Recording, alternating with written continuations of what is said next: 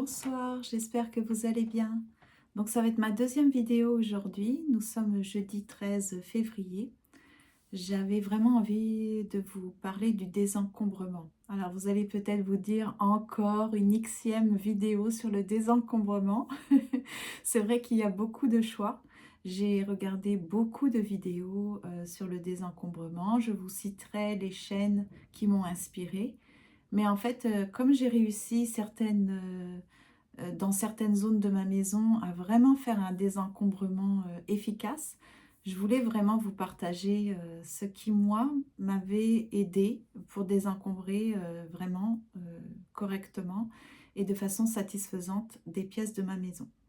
Alors, en fait, j'ai compris qu'on désencombre en premier et ensuite on range. Donc ça, c'est parfois on fait l'erreur, on pense qu'on peut faire les deux en même temps ou alors qu'on va ranger seulement sans avoir besoin de désencombrer. Et ce n'est pas possible. Je l'ai vécu, je l'ai expérimenté. Il faut vraiment commencer par désencombrer. Nous n'avons pas le choix si on veut que ça soit durable, efficace et que en fait ça dure dans le temps, hein. Alors, ce qu'on peut faire, c'est déjà se questionner sur sa motivation. Très important d'avoir une motivation. Je l'ai compris à mes dépens. C'est que j'ai eu beaucoup de phases de désencombrement durant ma vie. Il y en a très peu qui ont fonctionné parce qu'en fait, je n'avais pas fait de plan à la base, en amont. Or, il faut le faire. Il faut se questionner quelles sont mes motivations, quelle est ma motivation profonde, pourquoi est-ce que je veux faire du désencombrement. Qu'est-ce qui se passe? Donc, par exemple, pourquoi est-ce que j'ai ce besoin de désencombrer? Donc, il faut l'identifier. Ça doit répondre à un besoin. Quel est le déclic? Qu'est-ce qui a fait que j'ai subitement envie de désencombrer? Est-ce que c'est parce que, pour mon cas, c'était une fatigue? Je me sentais étouffée par tout ce matériel. J'avais une certaine fatigue, une lassitude. Tout me paraissait une montagne. Donc, c'était l'indication que j'avais trop d'objets. Donc c'est ça. Qu'est-ce qui est devenu insupportable? Est-ce que vous n'en pouvez plus de voir tous ces objets? Vous avez l'impression que ça vous envahit, que vous avez besoin de vide, d'espace, pour pouvoir respirer, hein? Parce qu'au bout d'un moment, les objets peuvent nous donner l'impression qu'on étouffe. Donc ça, ce sont des premières questions. Je regarde mes notes hein, parce que je n'ai pas la mémoire de tout ce qui m'a vraiment aidé dans mon désencombrement, mais je veux vous partager. Il y a aussi une phrase je pense que la chaîne c'était... C'est quelle chaîne la personne qui dit ça? Je pense que c'est Désencombre ta vie. Cette personne l'a dit, le bazar, ça ne se range pas, ça s'élimine. C'est une phrase qui m'a vraiment marquée, effectivement.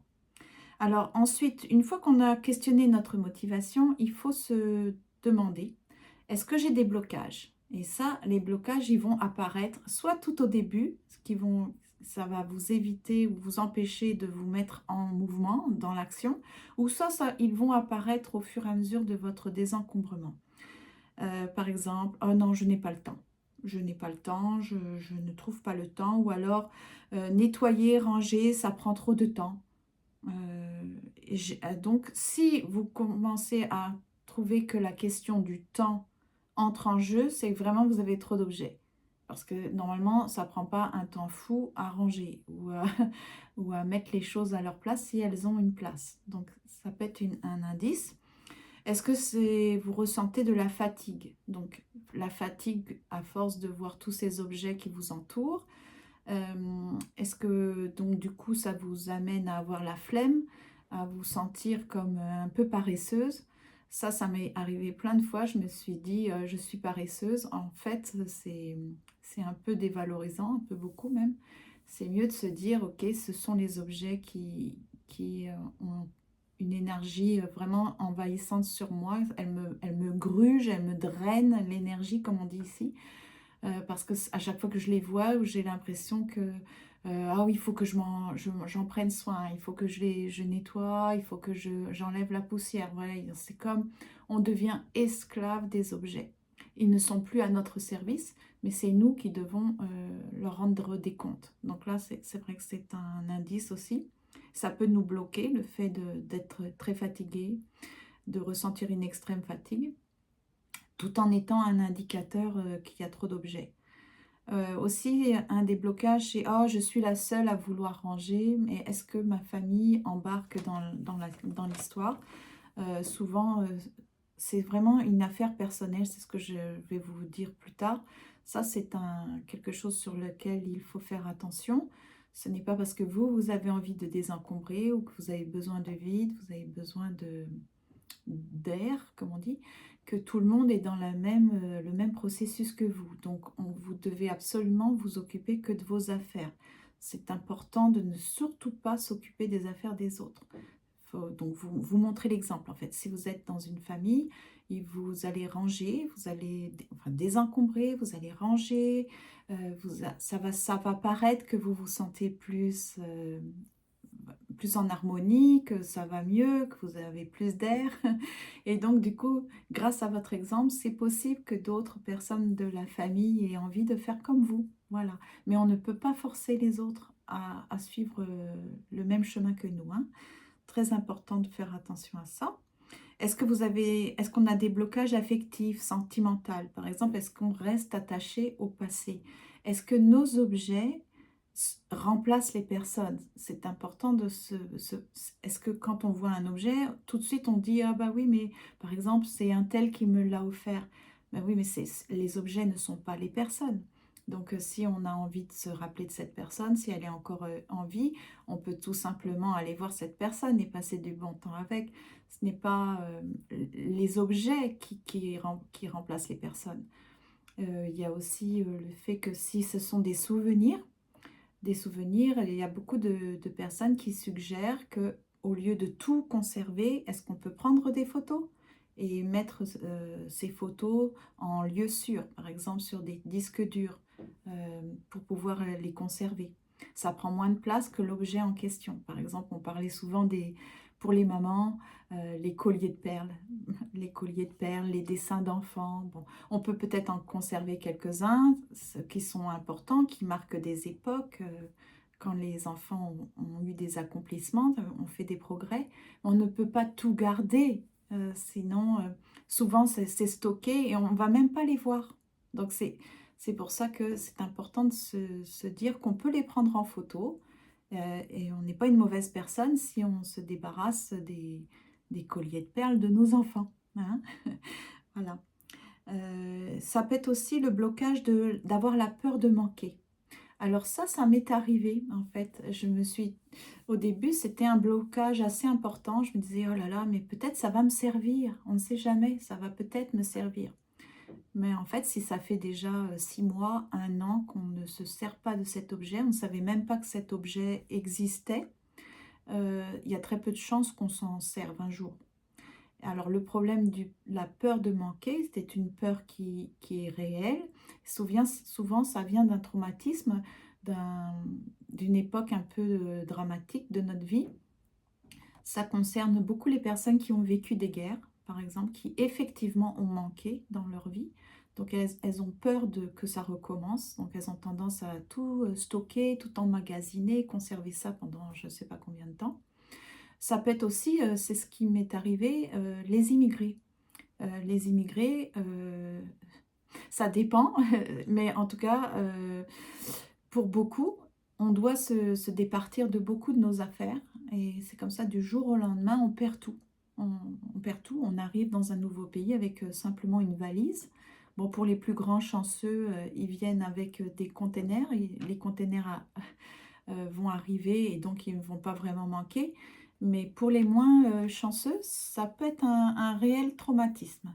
Oui, vraiment, ça c'est vrai.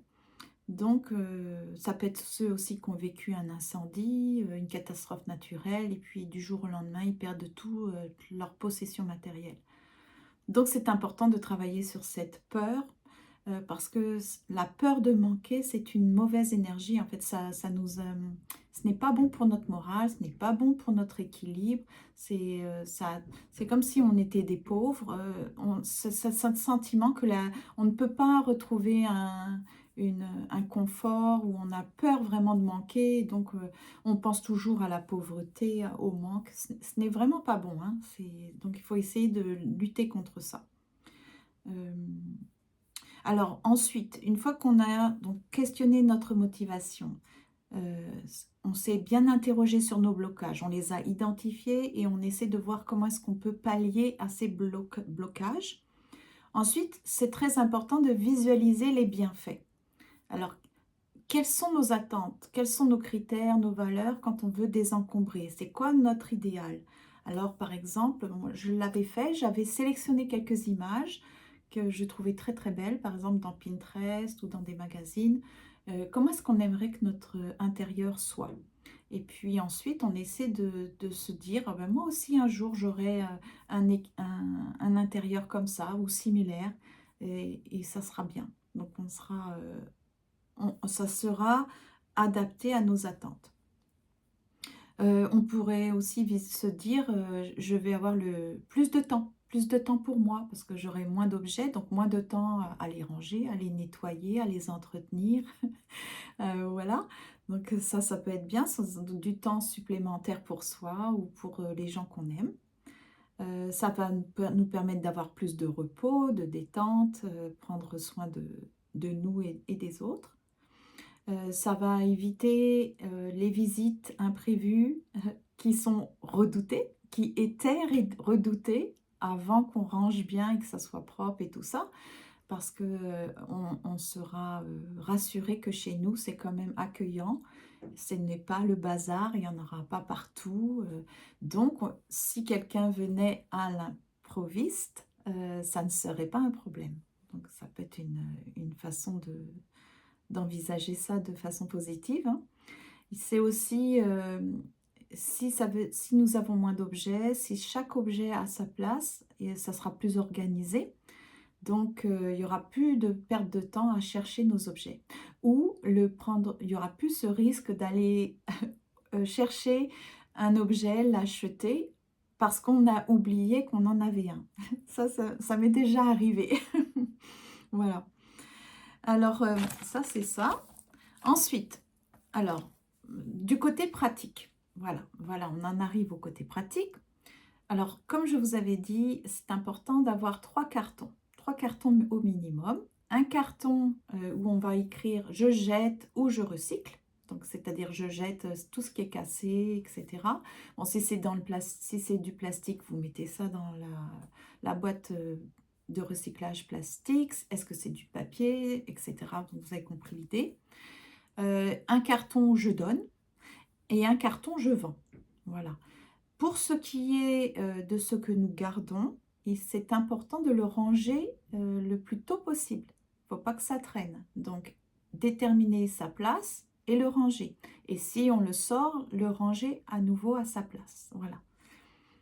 Ensuite, je vous conseille, c'est ce que j'ai fait quand même pendant longtemps pour prendre le rythme et ne pas m'arrêter, c'est d'utiliser un chronomètre. Vous pouvez utiliser le timer de votre téléphone. Par exemple, mettre des courtes périodes au début, 15 minutes. Voilà. Qui n'a pas 15 minutes dans sa journée? Tout le monde. Tout le monde peut se trouver 15 minutes et s'octroyer 15 minutes pour faire simplement le rangement de quelque chose, donc le désencombrement, pardon, de quelque chose. D'un tiroir, d'un placard. Vous voyez, vous commencez petit. Et puis, comme vous allez réussir, ça va vous donner envie de continuer. Donc, un chronomètre, vous mettez 15 minutes ou 30 minutes. Vous essayez de voir est-ce que vous pouvez continuer avec ce rythme-là, si ça vous convient. Vous pouvez mettre de la musique pour que ça soit plus agréable, plus joyeux, plus entraînant. Voilà, ça va vous faire une activité physique aussi. Hein, vous pouvez prendre ça de façon positive, vous dire que pendant que vous faites ça, vous faites des pas, vous faites des mouvements. Donc c'est comme un peu de sport si vous n'avez pas le temps ou l'occasion d'aller faire du sport. Eh bien, faut essayer de se dire que ça atteint aussi un objectif pour votre santé physique. Ensuite, une fois que les 15 minutes ont sonné, vous faites une pause. Et puis, vous pouvez aller, par exemple, vous faire une petite tisane et puis contempler le résultat. Vous regardez votre tiroir, vous dites, oh là, c'est super bien. Donc, ça vous donne envie de poursuivre parce que vous allez vous féliciter, vous allez voir, vous avez réussi un objectif et ça va vous booster, vous donner l'énergie pour poursuivre cette habitude-là, pour que ça devienne une habitude. Ensuite, oui, je disais, s'occuper de ses affaires, donc je le répète, c'est très important. Ne vous occupez pas des affaires des autres membres de la famille. Faites seulement votre part. Et puis, avoir des objectifs qu'on appelle SMART. Alors, SMART, c'est une abréviation. Chaque lettre signifie quelque chose. Donc, c'est le S pour spécifique. Spécifique, c'est-à-dire, par exemple, vous ne pouvez pas juste dire « je vais faire du désencombrement ». Ça ne veut rien dire. Donc, vous pouvez dire « je vais m'occuper du placard de ma chambre », par exemple. Donc, ça, c'est spécifique, c'est le placard, juste le placard. Ensuite, M pour mesurable. Donc, par exemple, vous dire la quantité. Combien dans le placard, s'il y a plusieurs tiroirs, combien de tiroirs vous voulez faire. Donc, est-ce que vous avez atteint le premier niveau, le premier tiroir? Vous avez bien rangé le premier tiroir. Mesurable, est-ce que vous pouvez mesurer votre appréciation aussi entre 1 à 5? Voilà, vous essayez d'avoir des mesures, une mesure sur ce que vous êtes en train de faire. A pour atteignable, donc c'est oui ou non. Est-ce que vous avez atteint l'objectif que vous vous étiez fixé? Il faut que ça soit atteignable pour que ça dure dans le temps et que ça se poursuive. Il faut que ça soit aussi R pour réaliste et réalisable. Ce n'est pas la peine de vous dire en 15 minutes, là je vais faire toute ma penderie. Ce n'est pas réaliste, ce n'est pas assez 15 minutes pour faire toute une penderie. Donc c'est ça, il faut essayer d'évaluer combien de temps ça va vous prendre sinon, pour ne pas se décourager. Et le T, c'est pour temporel. Temporel. Alors par exemple, ça revient à mes 15 minutes, ça peut être déterminer la durée de votre désencombrement, mais ça peut être aussi sur, par exemple, en combien de mois, combien de semaines vous voulez faire et vous décidez combien de pièces, par exemple. Et moi, ce que j'avais fait, j'avais pris mon agenda et puis chaque jour, en fait, c'était, oui, c'est ça, j'avais fait ça surtout en décembre, donc pendant mes vacances, j'avais décidé chaque jour de faire une petite tâche. Donc, et j'avais écrit dans mon agenda, par exemple, je ne sais pas moi, la pharmacie, m'occuper de la pharmacie, m'occuper de mes tiroirs de ma salle de bain un autre jour de m'occuper de tant de tiroirs dans ma cuisine, etc. Donc, vous décidez à l'avance ce que vous voulez faire. Voilà.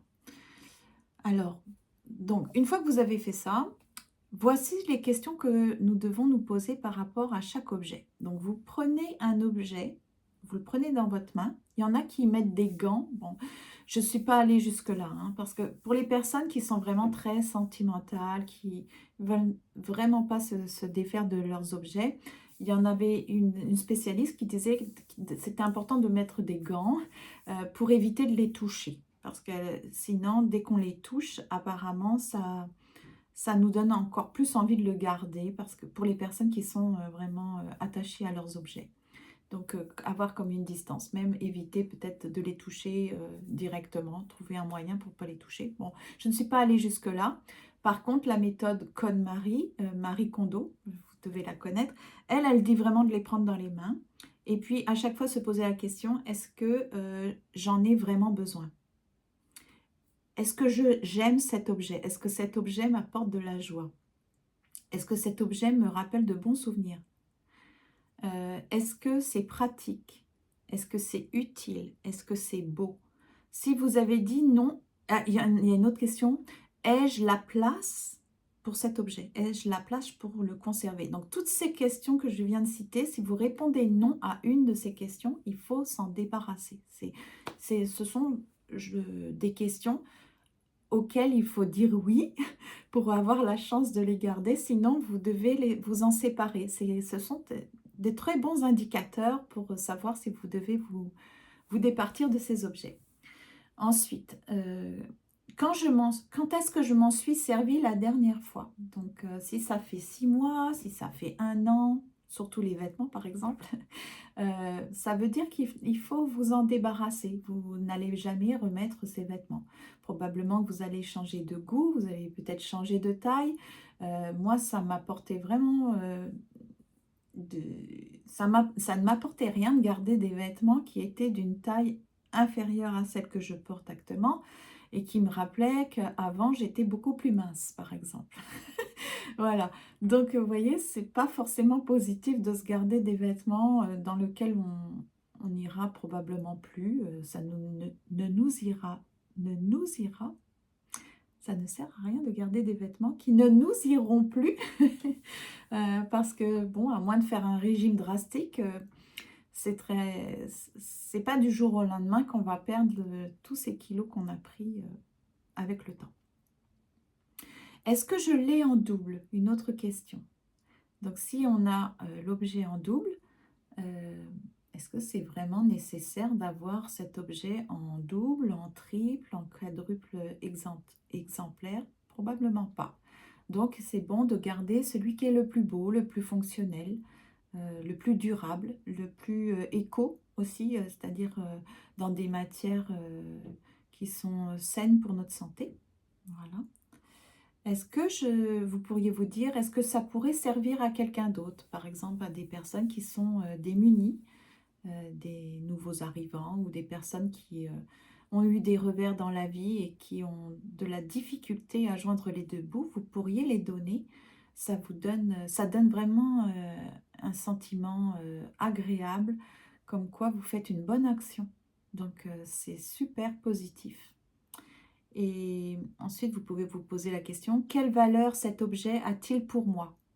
Est-ce qu'il est fonctionnel? Est-ce que c'est une valeur émotionnelle ou affective? Est-ce que c'est parce que c'est un objet rare? C'est important de se poser ces questions-là parce que pour essayer de comprendre mais pourquoi vous avez peut-être des blocages. Et puis travailler plutôt dans ces sphères-là. Vous voyez, c'est pas vraiment l'objet en tant que tel, mais c'est plutôt qu'est-ce que cet objet vous rappelle? Ou vous liez cet objet à quoi? Parce que c'est là qu'elle est la clé. C'est pas l'objet en lui-même en fait. C'est tout ce que ça vous évoque. Ça vous touche. Pourquoi? Pourquoi ça vous touche? Ensuite, j'ai eu la question, si je m'en sépare, je vais perdre de l'argent. Alors, j'ai beaucoup aimé et cette réflexion, c'est que en fait, on a déjà perdu l'argent. Voilà. Et on ne va jamais le récupérer. Parce que même si on vend l'objet, c'est très rare de vendre l'objet au même prix. En général, quand on vend un objet, même s'il est en très bon état, ça va être peut-être la moitié du prix déjà en partant. Les personnes qui achètent vont vouloir diminuer le prix. Enfin bref, vous allez vous retrouver avec peut-être un, un- en fait, une somme très très faible par rapport à l'argent que vous avez déboursé au départ. Donc l'argent, il faut se dire qu'on le perd quand on achète l'objet. Donc il est déjà perdu. Donc ce n'est pas un vrai problème. On ne peut pas dire, oh là là, oui, non, j'ai pas envie de me séparer de cet objet parce qu'il m'a coûté cher. Bah oui, oui, c'est un fait, il nous a coûté cher, mais c'est trop tard. C'est trop tard. Donc voilà, on peut lâcher l'objet, on peut le donner. Ensuite, j'insisterai beaucoup sur la discipline. Très important, la motivation, c'est un point de départ. Une motivation pour n'importe quel objectif, il en faut une. Ça nous permet de démarrer le moteur, comme on dit. Mais en général, la motivation peut s'essouffler ou même être chaotique s'il y a des blocages ou des inconvénients ou des difficultés. Alors, ce qu'il faut faire, c'est d'avoir la discipline. La discipline est bien supérieure à la motivation. Et ça, c'est dans toutes les sphères de la vie, je l'ai constaté. Donc, il faut être discipliné. Une fois qu'on a fait du désencombrement, qu'on a rangé, il faut vraiment être rigoureux. Prendre de bonnes habitudes, remettre les choses à leur place. Et pour qu'on puisse remettre les choses à leur place, il faut déterminer à l'avance la place de cet objet. Et s'y soumettre, c'est vraiment avoir la discipline de remettre cet objet à la place qui lui est attribuée. Ensuite, un objet acheté, attention, un objet qui doit sortir. Il y en a qui disent jusqu'à 2 objets. Je trouve ça un petit peu rigoureux. Mais si vous faites ça, par exemple, si vous avez une tendance à consommer beaucoup de vêtements, on nous dit, oui, c'est bien cette règle-là, un objet acheté, un objet qui sort. Mais la plus grande difficulté, c'est de garder la même catégorie. Donc, si vous achetez un pantalon, vous devez donner un pantalon. Alors, ça permet de réfléchir hein, avant, surtout si on a de la difficulté à se séparer d'objets, on y réfléchit à 2 fois, franchement, avant d'acheter quelque chose. Parce que sinon, s'il faut vraiment se séparer d'un objet de la même catégorie, ça peut être un peu difficile. Et puis ensuite, pour ce qui est des vêtements, ça, je me le suis appliqué, c'est si vous avez des vêtements qui ne vous plaisent pas, qui ne vous vont plus. Vous avez changé de taille, le temps a fait que votre corps change. Si votre vêtement est un peu abîmé, vous savez, avec des bouloches ou... j'espère que j'ai pas mis... Non, ça va, il n'est pas trop bouloché. Donc, si vous avez des vêtements comme ça, ou vous ne vous sentez pas bien, la matière, je ne sais pas, vous avez tendance à trouver ça irritant, eh bien, il faut s'en séparer parce que c'est important d'avoir des vêtements qui nous valorisent, qui nous font sentir bien. Parce que pourquoi pas, on a besoin de beaux vêtements. Pourquoi est-ce qu'on mettrait toujours des vêtements usagés ou qui ne sont pas beaux? Donc, quitte à avoir, ça c'est les minimalismes qui résonnent comme ça, c'est avoir moins, mais mieux. Et ça, j'aime beaucoup. C'est-à-dire choisir vraiment des matières qui nous plaisent, des couleurs qui nous vont, des formes, etc. Donc ça, c'est facile d'appliquer ça pour les vêtements et on peut essayer de généraliser après pour avoir moins d'objets, moins de choses, mais que ça soit vraiment agréable et confortable. Voilà. Donc, je pense que j'ai fini ma vidéo. Ça va faire presque 30 minutes. J'espère que vous avez aimé. C'est un peu long. Je pensais que ça allait être moins long, mais en même temps, je me suis basée sur 4 chaînes. Voilà, mes 4 chaînes qui m'ont vraiment aidée et inspirée pour faire cette vidéo. Donc, je vous souhaite un bon désencombrement, un bon rangement et puis de bien respirer. Vous allez avoir plus d'air. Allez, à bientôt.